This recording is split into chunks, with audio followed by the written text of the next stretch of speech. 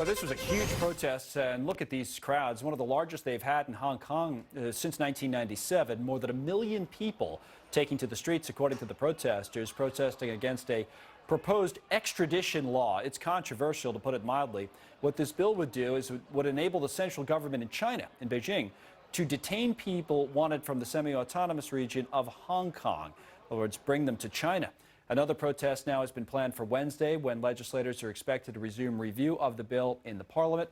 Olivia Enos joins us now, Asian Studies policy analyst at Heritage. Olivia, good to see you. I mean, this was, I think for people who haven't been following what's happening in Hong Kong closely, striking to see these pictures coming out of the city. What do you think happens next here?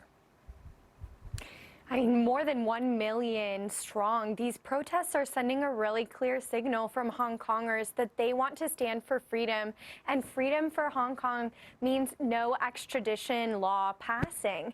And I think that, what comes next, hopefully, is not just Hong Kongers raising their voice to call for freedom, but also fellow Americans, folks from all over the globe expressing their concern, because the reality is this law has implications for more than just the people of Hong Kong. It has implications for American businessmen who are there, for international business people who are there, who could literally be extradited to China from Hong Kong at a moment's notice. Let's talk about that a little bit. And just for our viewers, I'll point out that I'll be in Hong Kong as of Wednesday. Just as luck would have it, we're going there to do some wider reporting on China, mostly next week on this show. You'll hear more about it when the time comes. But this event coming up means that Wednesday in that city will be a huge day as the bill goes to the parliament. Now, I want to pick up on the last point you made, because it's important. You're saying for Americans doing business, and this is a place where a lot of business is done in Hong Kong,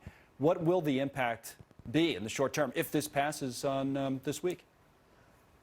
If this passes, the impact on business is potentially crippling. It means that individuals, American businessmen, international businessmen, Hong Kongers, really could be extradited at Beijing's very request. And so I think this is really severe. So I wonder if people will just stay away, people will just, move out or stay. I mean, is it that dramatic, do you think, that people will make those types of decisions?